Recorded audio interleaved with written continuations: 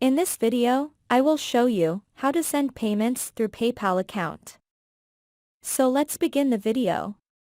Once we are logged into our PayPal, we need to click this My PayPal button. Next, to go to payment section, we can either click this Send button, or we can click this Send and Request menu link in the top.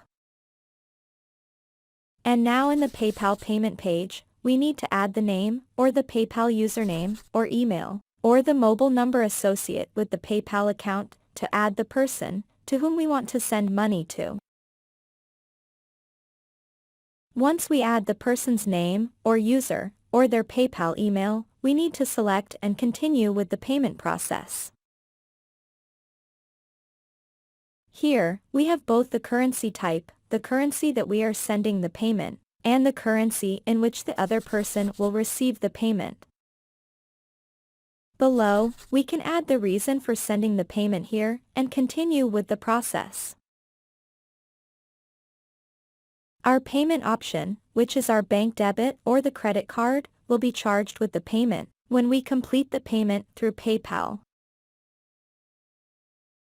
And it is done. You can see here the payment is complete. With this we have come to the end of this video. Please subscribe to my channel and click the bell icon to get updates when we add new content.